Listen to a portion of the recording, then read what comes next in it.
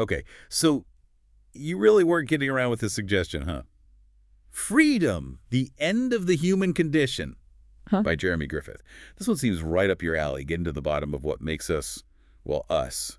The good, the bad, all of it. It's a doozy for sure. Griffith certainly doesn't pull any punches. He claims to have actually solved the puzzle, the human condition. Even calls it the end of the human condition, which is a pretty bold statement. And what's interesting is he's actually updated the book a bunch of times, even as recently as this year, 2024. What do you make of an author who's constantly going back and revising their own work like that? It kind of makes you think, right? It makes you think that it's someone who's really trying to constantly refine their own understanding. You don't see that often with these big sweeping theories, especially ones that are claiming to have answers. That's for sure. Okay, so for anyone who's not familiar with Griffith's work, the basic idea is that humans are, at their core, good. But we've got this, this sense of being flawed and selfish holding us back. He calls this the human condition, like we're all walking around with this invisible guilt trip. Yeah, and it's not just a simple guilt trip from like our upbringing or society or any of that. He's saying it's like hardwired, like biologically a part of us from millions of years of evolution. Okay, hold on. Hardwired. How do you even begin to explain something that's as complex as human behavior with just, biology? What about free will? All of our experience. Well, that's where things get really interesting. So Griffith, he paints this picture of our journey from our ape ancestors to modern humans. And it wasn't all, sunshine and rainbows. He actually points to this like preconscious state, sort of like a Garden of Eden, where we were just blissfully unaware of our, I guess, perceived flaws. So, we were just these happy-go-lucky bonobos, totally oblivious to the existential dread of being human. Exactly. But then, according to Griffith, something major happened. We developed a conscious mind. And with that self-awareness came the realization that, well, maybe we're not so perfect after all. That's kind of like Plato's cave allegory, right? We see these shadows of ourselves and mistake them for the real deal. Spot on. Griffith would say that this new awareness was so unsettling that we basically went into this collective state of, denial. He calls it resignation.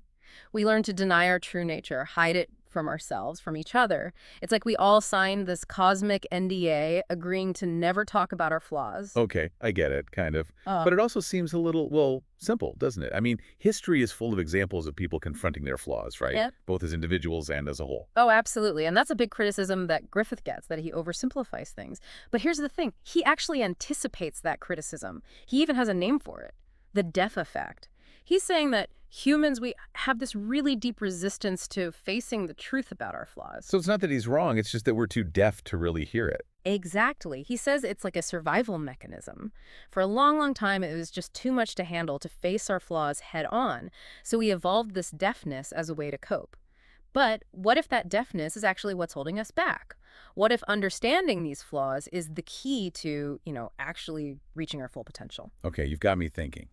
So we've got this human condition, this resignation, this deaf effect. It seems like Griffith is really setting the stage for something, radical. Oh, absolutely. And this is really just scratching the surface. He goes on to use biology, psychology, philosophy, you name it, to explain how this human condition shows up in every part of our lives.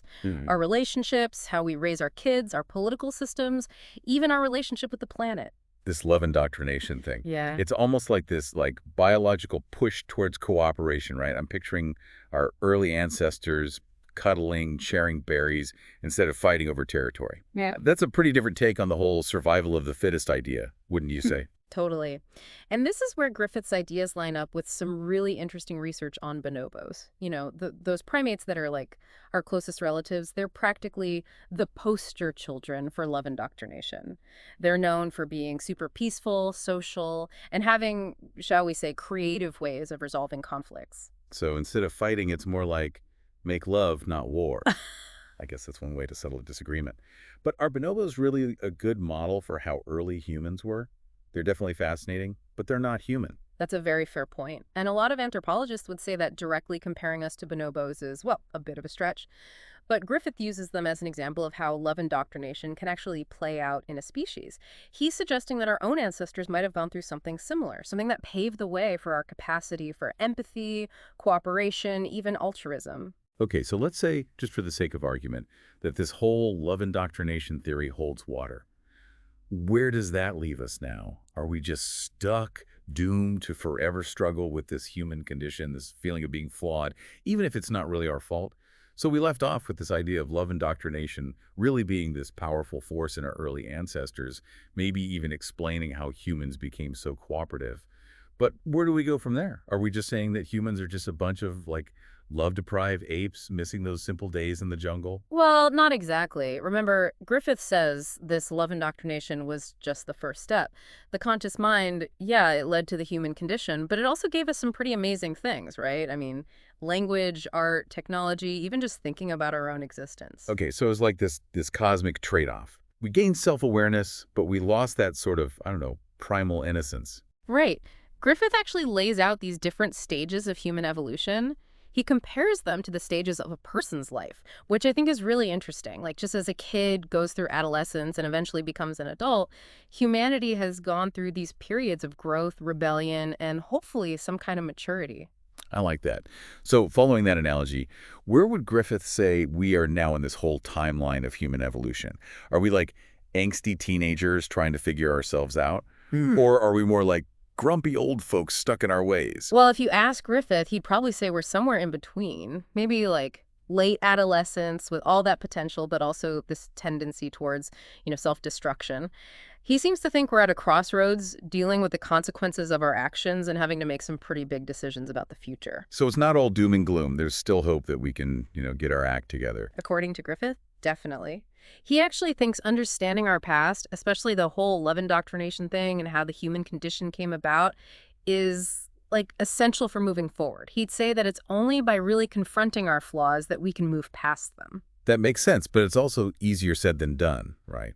How do you actually get over this ingrained resignation, this death effect? It's almost like he's saying we're hardwired to avoid looking at our own flaws. It's a huge challenge for sure. And Griffith, he doesn't pretend to have some, easy answers. There's no magic pill or 10-step program to overcome the human condition. Instead, he's offering a way of seeing the world, a way of understanding ourselves. So it's more about shifting your perspective than just checking things off a to-do list. Right. He calls it the transformed life force way of living. It's about aligning our conscious selves with those ancient love indoctrinated instincts that he thinks are still deep down inside us. Okay, let's unpack that a bit.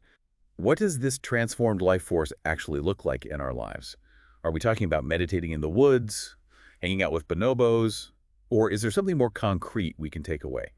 It's definitely not about ditching our lives and running off to the jungle, that's for sure. Griffith thinks the transformed life force, it can show up in every area of our lives. Our relationships, how we raise our kids, our work, even, like you said, our political systems. That's quite the range. So like in our personal lives, say our relationships, how does this transformed life force thing actually play out? Griffith's idea is that if we can understand the biological reasons behind why we act the way we do, we can have more compassionate, fulfilling relationships. Like if we realize that our need for intimacy, for connection, comes from millions of years of love indoctrination, it might help us connect with our partners with more empathy, more understanding. So instead of blaming our partner for not meeting our needs, we should be thanking our ape ancestors for giving us those needs in the first place. In a way, yeah, it's about shifting away from blame and moving towards curiosity and compassion. If we get that a lot of our emotional reactions, they come from our evolutionary past, we can start to untangle those patterns and hopefully create healthier relationships. That makes a lot of sense. What about parenting? Does Griffith have any thoughts on how to, I don't know, raise more transformed life force kids? He talks a lot about how important it is to make sure kids have a supportive environment, one that really encourages their natural empathy, their capacity for love. He'd say that those early experiences are crucial for how we develop emotionally and socially. Griffith's belief is that by giving kids that secure and loving foundation, we're helping them become compassionate, well-adjusted adults. It's a cool idea. Like we can tap into those ancient nurturing instincts even now. It's almost like he's saying we can choose love over fear, cooperation over competition, even when things get tough. But he gets into some pretty heavy topics too, right? Like politics.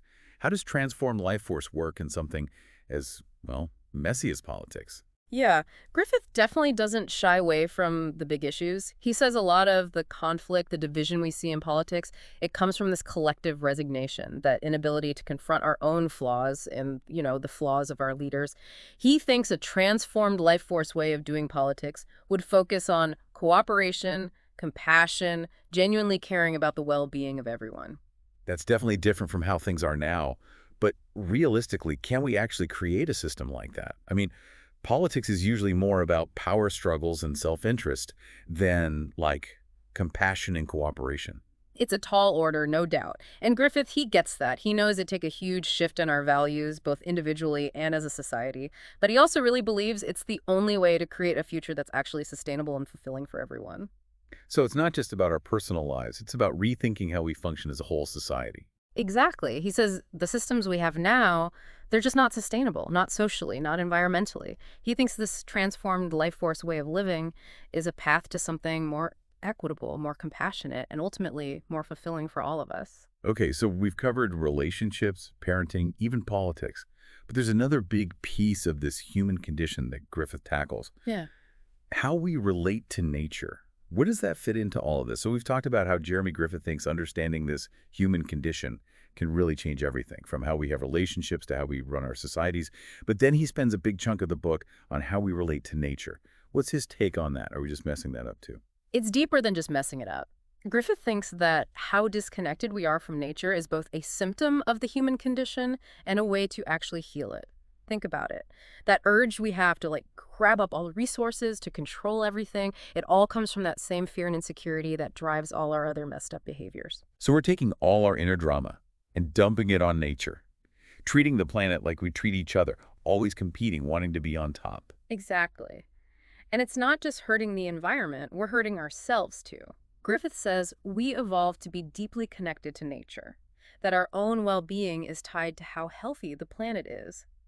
When we mess with the environment, we mess with our own minds, our sense of belonging. I can see that. I mean, Yeah, everyone feels that sense of peace when you're out in nature, right? It's like you hit the reset button on all the craziness of life. exactly. Griffith would say those feelings aren't just some nice accident. They're like echoes from our past. They remind us of how much we need that connection to the natural world. But he doesn't just want us to sit around longing for some lost paradise. He thinks we can actually get that connection back.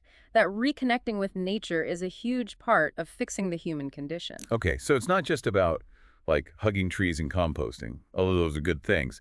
It's more about changing how we see ourselves in the whole picture of nature. Exactly. It's about understanding that we're not separate from nature. We are nature. How well we're doing is completely tied to how well the planet's doing. And that, Griffin says, can be incredibly freeing. We can let go of the guilt and shame from our mistakes and act with more compassion for ourselves and the world around us. It's a powerful idea, right? That by making peace with nature, we make peace with ourselves. But it also seems pretty overwhelming with all the environmental problems we've got. Yeah. Does Griffith give us any practical advice? How do we actually make that change, both on a personal level and as a whole society? He does. He says, start simple. Just spend more time in nature. Let yourself feel that awe and wonder. And of course, support those sustainable practices, both in your own life and with your votes. But at the end of the day, he says, the biggest change has to come from within. It's a shift in thinking, moving away from wanting to dominate and control everything and moving towards respect, giving back, and really appreciating the natural world. Sounds like he's talking about a kind of spiritual awakening, like recognizing how connected we are to all living things. You got it. And he says this awakening isn't just a possibility, it's necessary if we want to survive as a species. So where does that leave us? We've gone through Griffith's whole analysis of the human condition, his love indoctrination idea, and this whole transformed life force way of living. That's a lot to take in. What are your final thoughts? Griffith's work, it's definitely ambitious, thought-provoking, maybe even a little controversial. He's not afraid to make bold claims, and not all of them are going to totally convince everyone. But even if you don't agree with everything he says, he gives us a really useful way to think about what it means to be human. He makes us confront those uncomfortable truths about ourselves, our flaws, our fears, our potential for both amazing love and awful destruction. And in doing that, he opens a door to hope, to the possibility of change, both personally and for all of us. He definitely gave us a lot to think about. This deep dive has taken us from the very beginning of humanity to what a transformed life force future could look like. We talked about why we have flaws, the power of both love and this resignation, and how deeply we're affected by our relationship with nature. Whether you agree with everything Griffith says or you still have questions, there's no denying his main message is powerful. Understanding our past, especially those love-indoctrinated roots, is the key to a more compassionate, more fulfilling future. So what really stuck with you about Griffith's ideas? What left you wondering? We want to hear from you. Let us know what you think.